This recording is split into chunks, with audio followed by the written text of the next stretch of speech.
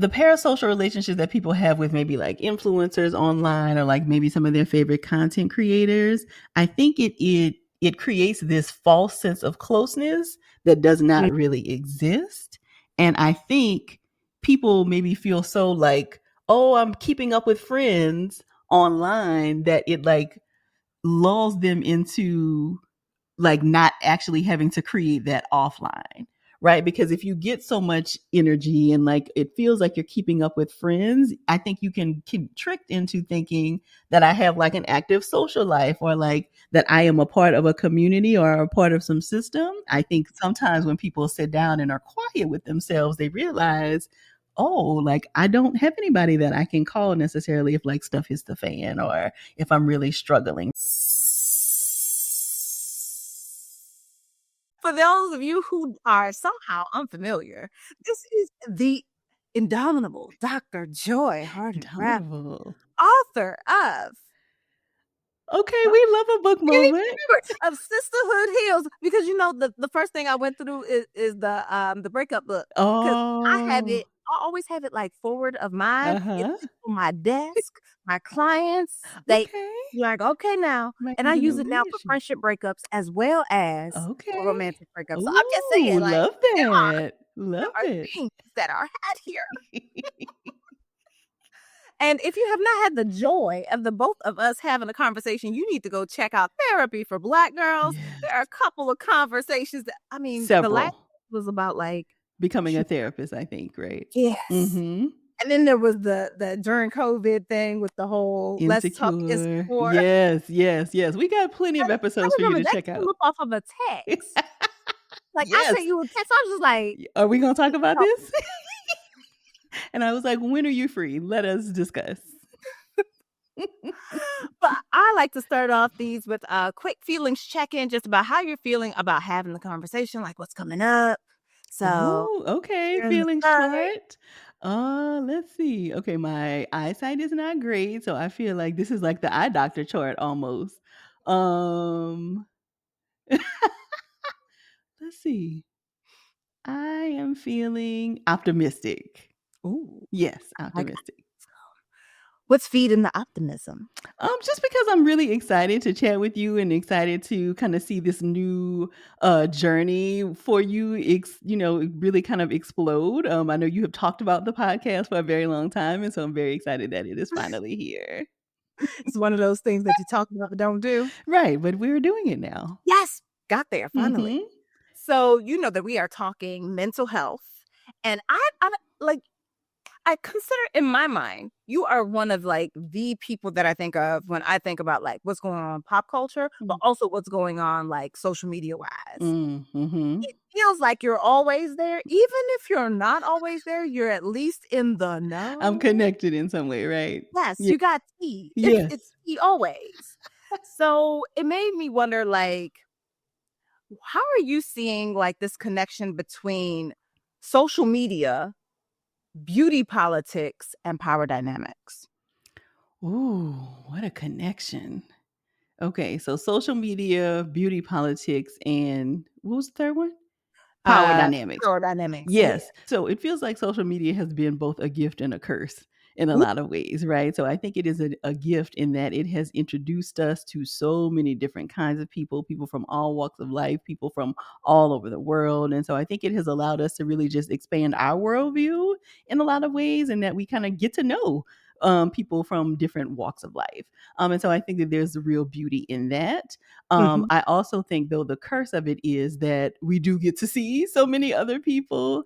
And because it's not just that we are like all existing and we kind of randomly happen upon one another, we know that there are algorithms and things kind of working in the background that promote certain people while not others, right? And so I think the intersection with beauty politics and power dynamics is that there does tend to be a certain kind of beauty that is kind of fed to the algorithm, right?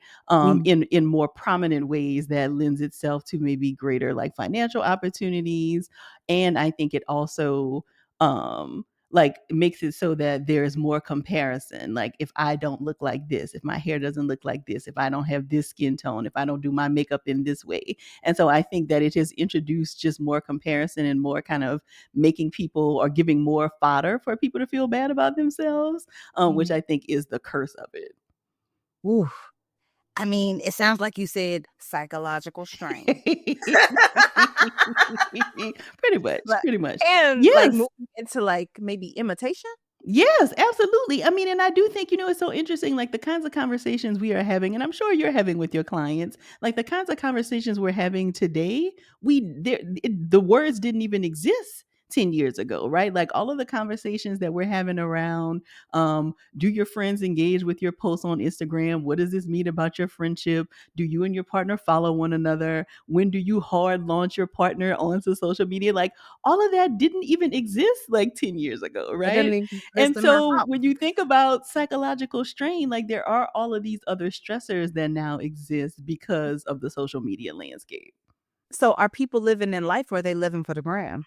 I mean, I think it's a little bit of both. And I think it can get blurry sometimes. I think, especially for younger folks, because, I think you and I are still old enough to have a time pre social and now post social. And so it feels like we have a different layer of coping skills that maybe young folks don't have. And so I feel like so much now is kind of filtered through the lens of a phone, right? Like it is filtered through, what are people going to think of me? Like, what am I going to share? And so I think it becomes really difficult to kind of stay grounded in a moment when you are so much thinking about, like, well, what part of this am I going to share on my Snapchat, or like what's going to go in the stories? I think it gets harder and harder for that line to be clear.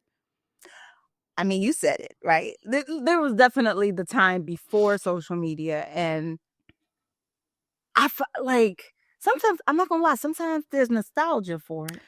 Like there's a Same. deep Yes. nostalgia for it because I'm just like, there was a point. Yeah. It almost makes me, what would you be doing with your time? Yeah. If this didn't come in this way, if it didn't become this thing, what would you be doing with your time?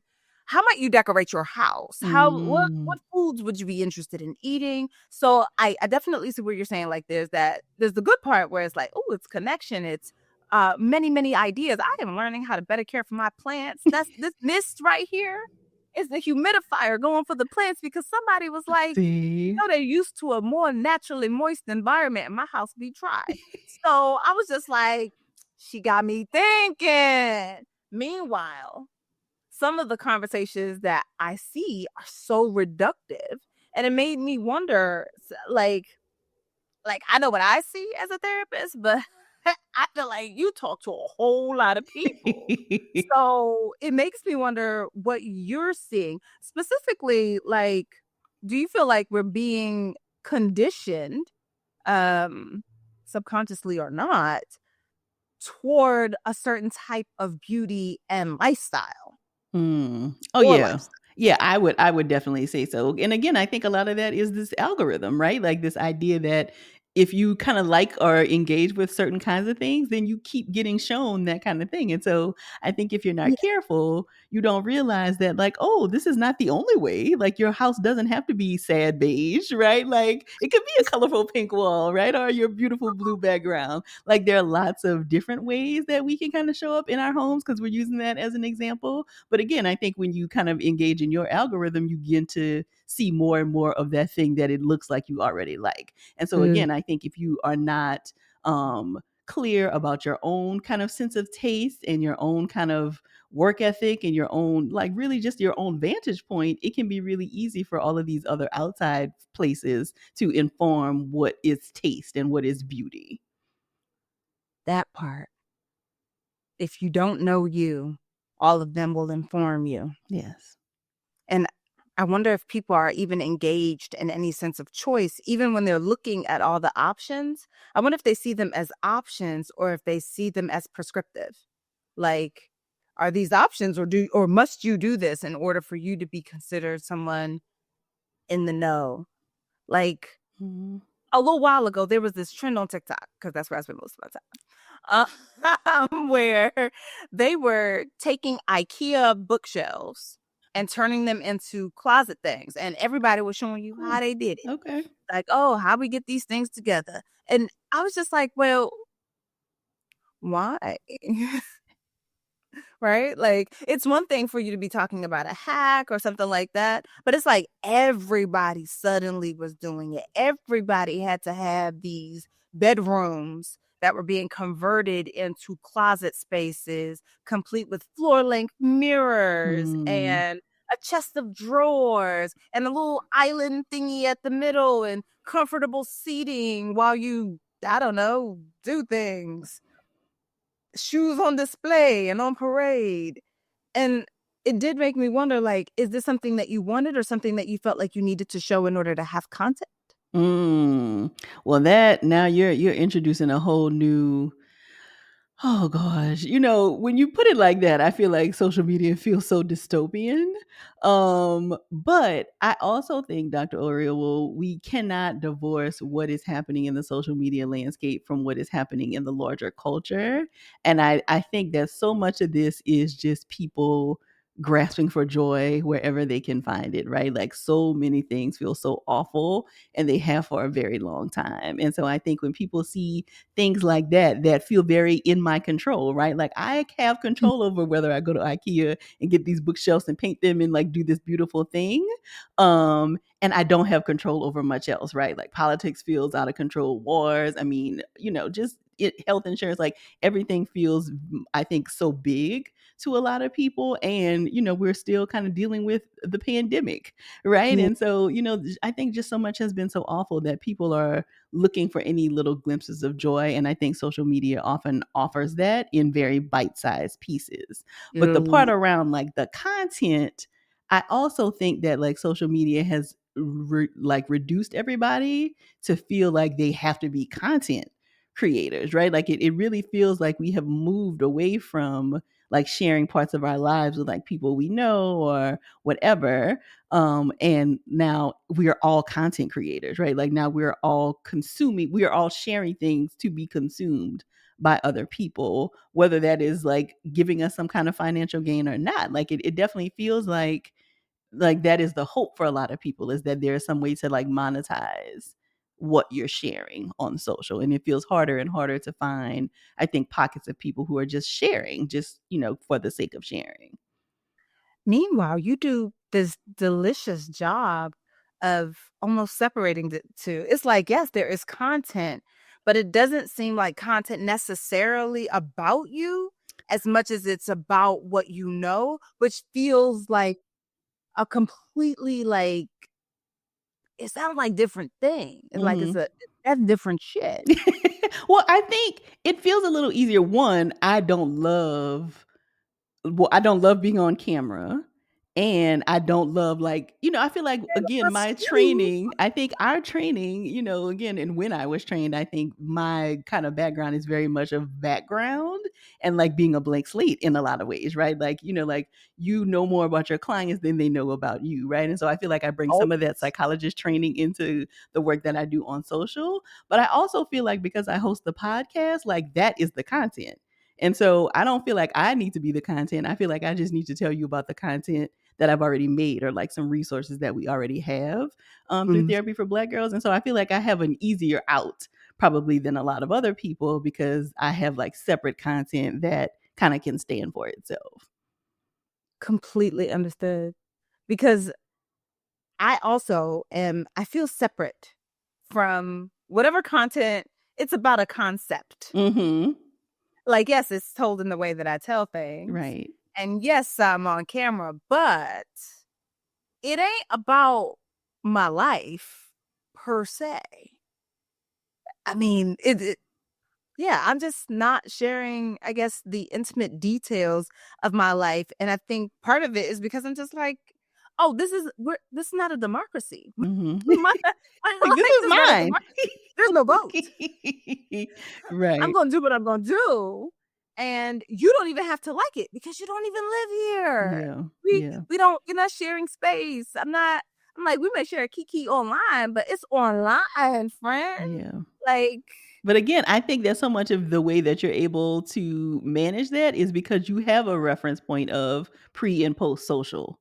right? Mhm. Like I think again, for people who have grown up all social, I think that gets harder. It just gets harder to know that like everything doesn't have to be content and you don't have to share so much. And I think that there are very real, like we know the research around like the dopamine rush that you get when you get like a ton of likes on something, right? And so I think it's hard to work against that science sometimes for people who are kind of chasing that dopamine high, right? Especially if you don't have maybe other Sounds like things drugs. going on.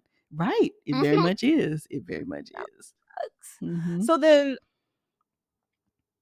what role do these parasocial relationships then play on people's mental health in the way that you Ooh.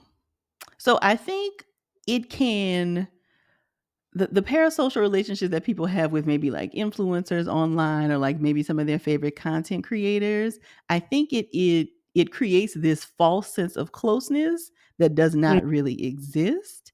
And I think people maybe feel so like, oh, I'm keeping up with friends online that it like lulls them into like not actually having to create that offline, right? Because if you get so much energy and like it feels like you're keeping up with friends, I think you can tricked into thinking that I have like an active social life or like that I am a part of a community or a part of some system. But then I want you to look at like, well, who is interested in your life in that way? Right. And then those people could be online, but the parasocial relationships, I think, trick you into thinking like you have this little close knit group of people when people deserve to be interested in your life too, right? Like you deserve to have people who are wanting to know your next move, right? In the same ways that some of your favorite content creators moves. And so I think when you think about the impact that it has on mental health and what we know about loneliness, right, is that I think sometimes when people sit down and are quiet with themselves, they realize, oh, like I don't have anybody that I can call necessarily if like stuff hits the fan or if I'm really struggling, right? Like because you've spent a lot of time creating these social relationships online, what does that look like offline? And I think people can sometimes look up and find themselves very lonely, or get into some of this comparison, right? Like my life does not look like this person, and then now I feel very critical and I feel very down on myself in ways that really aren't true or necessary. Yes. And I mean, loneliness is certainly at a pandemic type level. You Absolutely. mentioned it in your book. Yeah. I remember doing an interview about it some time ago. They were asking about like the loneliness pandemic or endemic. And I was just like, well, part of it is that people don't know the difference between alone and lonely. Some people are confused as to how they can feel lonely when they're with a bunch of people. And I'm Hmm. just like, well, we're talking about the feeling like there's a connection, Right. not literally being connected. Right. Right. Yeah. Oh, I goodness. think some of that loneliness is also fueled by so much of your life being content, also, right? Because I feel like it is such a one way street in a lot of ways. Like I'm creating, sharing, but what is like refilling you? And so I think sometimes the loneliness can also be spurned by making so much of your life content. And so I think that that's something that people have to be careful with the way that we exist online these days. Oh, gosh. Like, what would I call it? Like the thing where it's like you're pre-planning what to post, and so you're not even present in the moment. You're already thinking about what the post will look like, what the video might be giving, and what the comments and the likes and the shares may be if you share this piece of content. You Mhm. mean like that? Yeah, I think that there is a lack of grounding in that process, but I also think, like, we are not meant to be consumed in the way that I think social media leads us to, and so there it feels like it's harder and harder for people to save something for themselves, right? Like, I feel like you hear the old people in your community talk about, like, "Save something for yourself, baby," kinda thing, and I feel like Mm. there's less of that. Like, I think everything feels kind of fair game to be content now. And so then you look up and it's like, oh, there aren't any secrets or there are no parts of this that are just for me and like the people who are like really surrounding me. Now everything has become content and up for consumption. That sort of takes me back again to what you were saying about the parasocial relationship. So if everything is content and there are no pieces of your life that are for you, then it gets people, I think, who are consuming it to believe that all parts of your life thus belong to them. Yes. Yes, Because which some of is them is where like, "Oh, I remember when she met this person." Like, the person that comes to mind is, Mm, Jackie. And I'm just mhm, like, so, like, I was talking to my sister, she was just like, "Yeah, I remember when she talked about meeting Dennis." mhm, And I was just like, "Why do you know his name?" Right? mhm, Like, because I also big fan, mhm. right? Like, well, not fan. Short Supporter. fanatical supporter. Yes, like, I enjoy the content, I enjoy the looks, because the looks, they yes. Mhm. I enjoy these things, and yet, I'm not about to pretend I have a relationship with this person. I'm like, "I don't know this woman. Right. I know what she shows. I know those pieces, but I don't wanna mistake it into making myself believe that now we have a relationship that we don't, and yet people felt owed. Like, when the last name changed, people just like, Mhm. "Where the pictures? Right. Where the video?" And I'm just like, "Wow, you think it's owed to you. Mhm. You think that it belongs to you," and not just her, right? Right. Like, Absolutely not. it's all these people, like, including actual celebrities, where it's actual celebrities is being relative, not shady. Mhm. But, like, this idea then that the life that they have, especially if from your consumption of their content, and their affiliate links or what have you, that they have earned money from these things for your entertainment, that now they owe you the other pieces of their life that have been touched by the thing that you have consumed, instead of you feeling like the transaction, as it were complete. They gave you entertainment and content, Mhm. and they received money from your attention. Absolutely. I'm Yeah. like, "That is a closed loop." Yes. Yes, and I think, there is something about, I don't know all the science and, like, the technology behind it, but there is something about, like, viewing people on screens that really flattens our ideas of humanity for one another, and so it Wow. does feel very much like you're just watching something on Netflix, as opposed to, like, no, this is a real person, like, this is not a character that you're watching, like, this is a real person who shows up in the world as a whole person with feelings and thoughts, and that sense of entitlement. And I've seen so many influencers and content creators talk about this struggle they have with, like, their audiences, right? Because of course, you need to be relatable and somewhat approachable to kind of amass the levels of followings that a lot of people have. But like you said, like, it is still entertainment, and so there may be some pieces of things that I share with you, but that doesn't mean that you're entitled to things that I don't share. But somehow that has gotten really confused, and I think because our humanity is flattened on social, people forget that they're interacting with real people and not like Sims characters. Like, these are not dolls that you're controlling. Like, these are real people who then just Dance, choose. Geppetto. Exactly. These are real people. I I I mean, I guess to reiterate it, people are not meant to be consumed. Right. We're meant to engage with one another and connect with one another, but we don't consume each other, which is, I think, where we found ourselves, sadly. It makes me wonder about, like, I'm still thinking parasocial relationships, but then I'm thinking the parasocial relationship portion that lends itself to discussing mental health, and, Mm. I mean, we have seen the way people talk about stuff on mental Mhm. health. Like, Mhm. there's a way that a therapist to a therapist, or a mental health professional to a mental health professional, that we understand concepts, Mhm. and then somehow they get social media-fied, Mhm. and it comes to mean something that it does not mean Yeah. if we sat down in the therapy room, like narcissism, Right. because at this point, the world is Everybody. a narcissist. Everybody's narcissist. All Yeah. the world is a narcissist, Mhm. and, I guess, how does social media promote certain narratives about mental health? Mm. Specifically around this idea of like a person needing to be fixed. Yeah, yeah. I definitely think, we've gone too far with maybe too far is not the right way, because I do think that social media has given even therapists, right, a way to, uh make mental health stuff more accessible, right? Like we have been able to share terminology and like share resources and share warning signs and like things that you typically would only talk about with your individual clients or your group or whoever you were working with, you can now share on a much larger scale.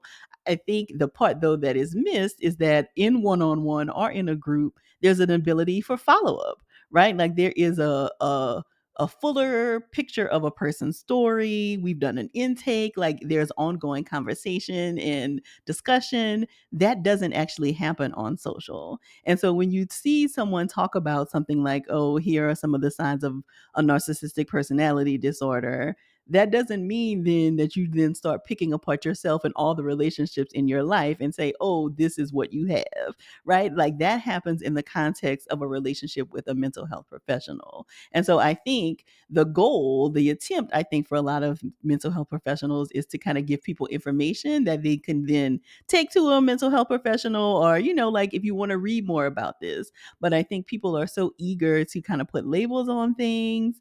And because, therapy and mental health has not been super accessible for people, that they don't always know the downside or the difficulties that can come from the rush to label people with like certain disorders or even picking yourself apart feeling like, okay, you have all of these things. Like there are always things that you're going to want to improve about yourself because we're human, right? Like that happens. But I typically tell people you're not a DIY project. Like you are not an ongoing thing to be fixed because again, you are now not present in your actual life. So there are always going to be things that maybe you could do better, you want to improve on, but that doesn't mean that you're not worthy and whole and lovable even as you are, even though there may be things that you want to be better at. Somebody needs to rewind and run it back because they don't know this about themselves. Because you are not a DIY project. But for real though, because like there's the shadow work thing that is constantly being discussed all over the social Yeah. media. And I'm just like, will you give it a damn rest? like I understand you trying to heal, but everything about you isn't broken. Yeah. Everything about you doesn't need fixing. It's a lot. It can be a lot. And so if we feel this way as mental health professionals, I can only imagine what this must feel like to people who maybe are newer to these concepts, right? Like I think it can feel very overwhelming and like you're flooded with all these things you need to fix about yourself. And again, there may be things that you want to improve, but that doesn't mean that you're broken or unworthy. It just means that you have things that you need to improve on just like the rest of us. And I think again, because maybe people have not been in therapy or even know people in therapy. They don't always know what actually happens in therapy. Like, even when you're meeting with a therapist for the first couple of times, we're not sitting down with like a checklist and like picking you apart. Like, that's not what's happening. And so that doesn't happen with us. And we hope that you are not doing that to yourself either.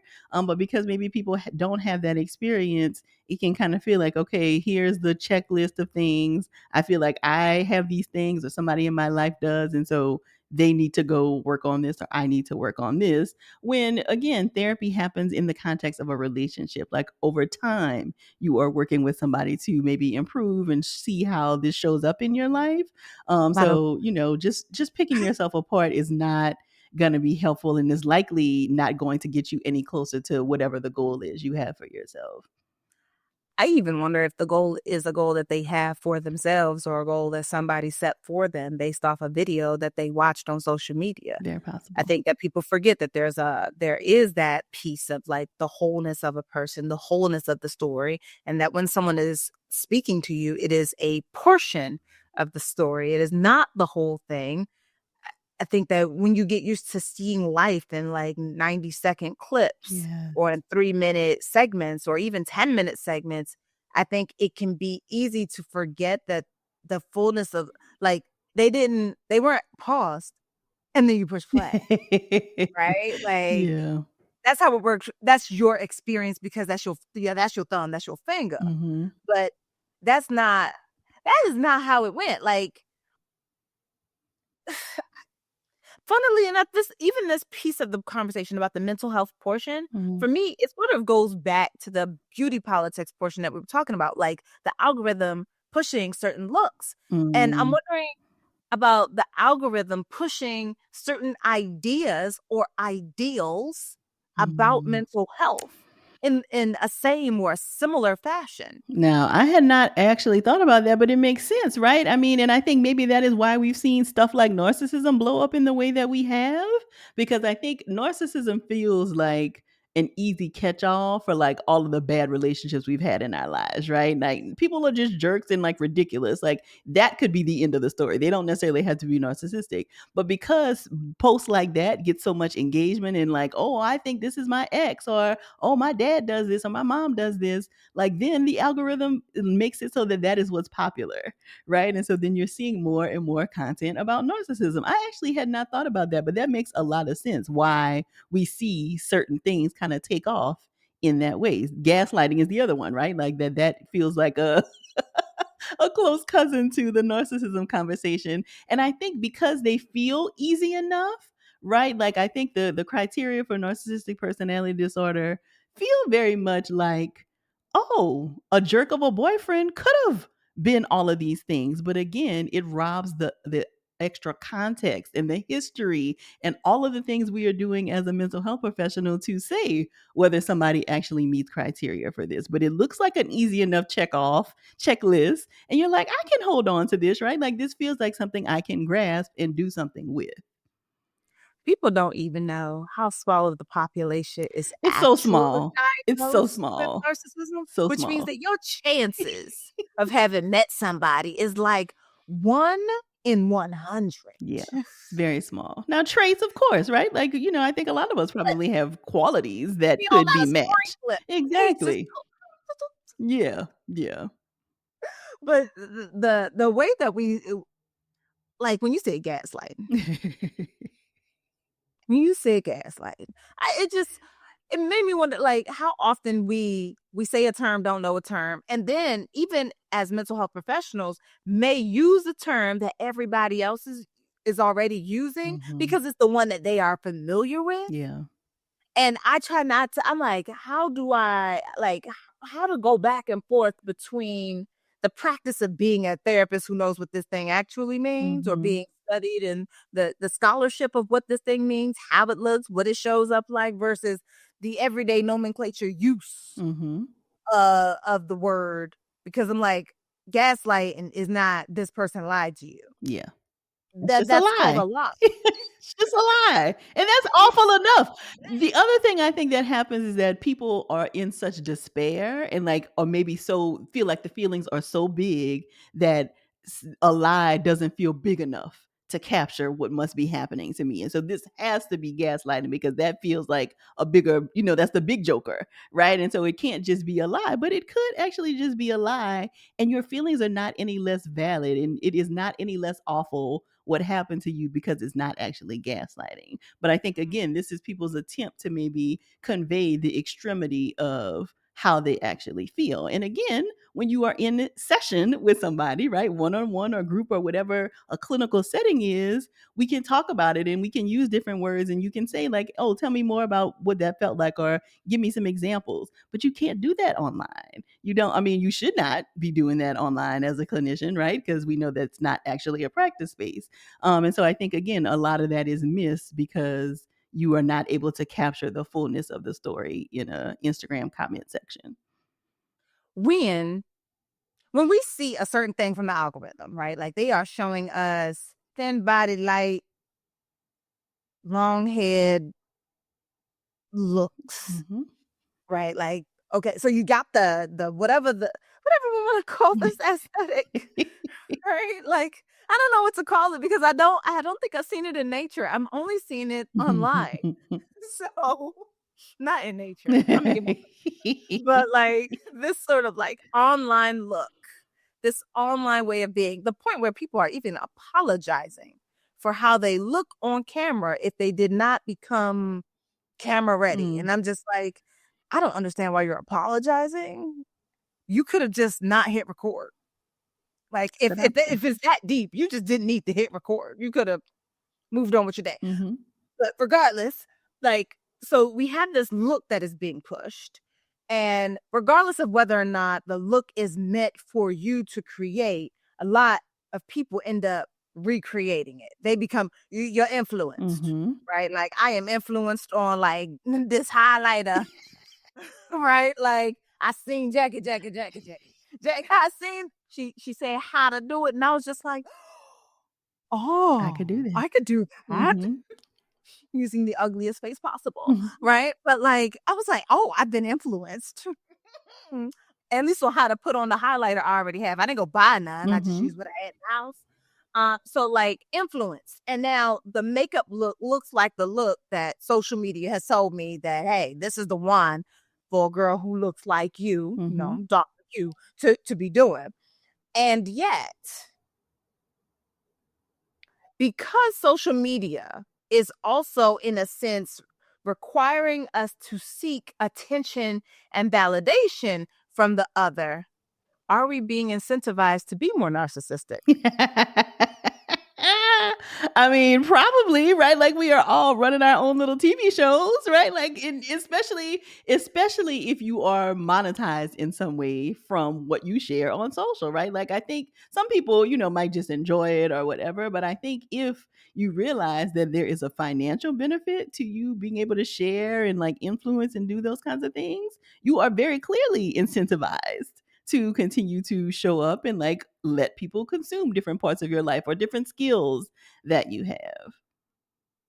Ooh. So that and social media will tell you all the ways that you need to fix yourself, fix what you look like, Mm-hmm. and fix your mental health. Constantly be in a space of healing the Yep. ugly that you are, so that you can achieve the social media look, and so that you can achieve the social media mental health.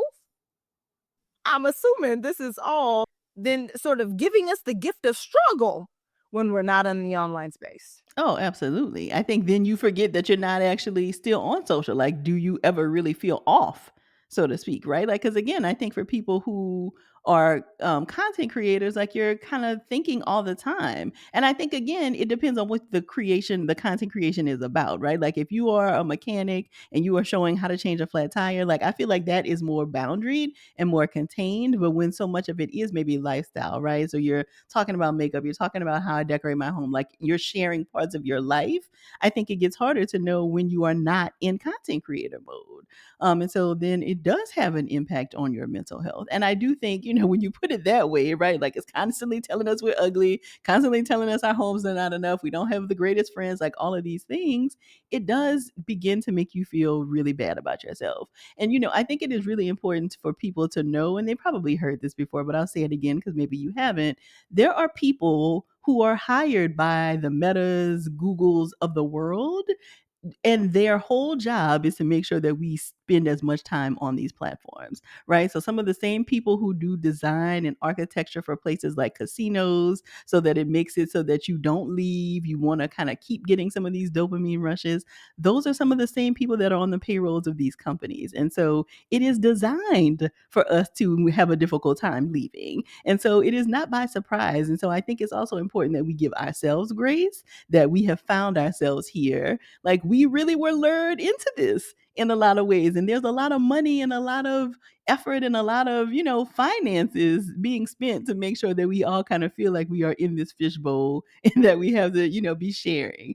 And so I think it is really important for people to make sure they are taking steps back, that they really like pay attention to their consumption of social media, both as a user, but also as a creator, right? Like even if that is something that you do for work, it's still really important for you to set some boundaries around your time. And I also think boundaries around what you actually are sharing online. Yeah, I feel like you started it, and I want to say the word so that you keep doing what you already just started doing. How do we fix it?